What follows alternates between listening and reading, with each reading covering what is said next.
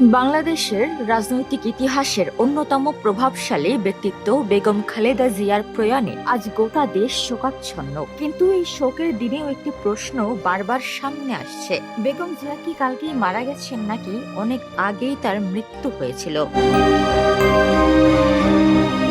বেগম খালেদা জিয়ার মৃত্যুকেও যারা নোংরা রাজনীতি এবং গুজবের খোরাক বানিয়েছে, তাদের জন্য আজ সত্যটা জানা জরুরি। আজ শোকের দিন, কিন্তু দুর্ভাগ্যজনকভাবে এই দেশে এমন মানুষ আছেন যারা বলছেন তিনি নাকি আগেই মারা গিয়েছিলেন, তার লাশটা ফ্রিজে রাখা ছিল, এখন নাটক করে বের করা হচ্ছে। কি ভয়ঙ্কর, কি নির্লজ্জ মানসিকতা! বাস্তব সত্যি এটাই, বেগম খালেদা জিয়া কালকেই ইন্তেকাল করেছেন।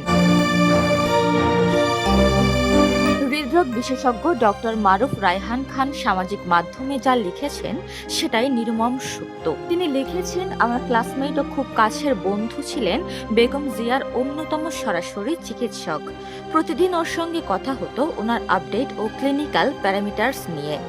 মঙ্গলবার রাতেই আমরা বুঝতে পারছিলাম এই রাতটা হয়তো আর কখনো পার হবে না, আজই হয়তো তার শেষ রাত। ইন্না লিল্লাহি ওয়া ইন্না ইলাইহি রাজিউন। মহান আল্লাহ আমাদের সাবেক প্রধানমন্ত্রীকে জান্নাতুল ফেরদৌস দান করুক। তিনি দলমত ছেড়ে বাংলাদেশের আপামর মানুষের প্রিয় ভাজন হয়ে উঠেছেন। ফেসবুকে অজস্র মানুষ প্রচার করে বেড়াতেন তিনি অনেক আগেই মারা গিয়েছেন। নানা কারণে ইচ্ছে করে সেই ঘোষণা দেওয়া হচ্ছে না, হয়তো রাজনৈতিক কারণে, কিংবা তারেক জিয়া যাতে সহজে এই দেশে এসে প্রবেশ করতে পারেন, হয়তো সে কারণে। এই কথাটাও সম্পূর্ণ ভুল প্রচারণা। সেদিন রাতেও তিনি ডায়ালাইসিস পেয়েছিলেন। ডায়ালাইসিস পাবার পর তার ব্লাড প্রেশার ফল করতে শুরু করে। রাত 11টার দিকে 3টি, 2টার দিকে 4টি প্রেশার বাড়ানোর ইনজেকশন একই সঙ্গে চলতে থাকার পরে তার ব্লাড প্রেশার বাড়ানো যাচ্ছিল না। তখনই যা বোঝার বুঝে নিয়েছেন ডাক্তাররা। রক্তের টোটাল কাউন্ট মাত্রা অতিরিক্ত কমে গিয়েছিল, যার মাধ্যমে বোঝা গিয়েছিল রোগ প্রতিরোধ ক্ষমতার মারাত্মক অবনতি হয়েছে। পরিস্থিতি অত্যন্ত উদ্বেগজনক হওয়ার কারণে তার পরিবারের সবাইকে রাতে এসে দেখে যাওয়ার জন্য বলা হয়। এদেশের অধিকাংশ মানুষ গুজব খুব পছন্দ করে।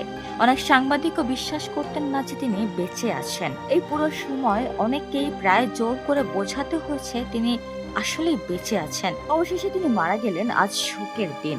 আজকে এত বিতর্ক করে সব ব্যাখ্যা করার দিন নয়।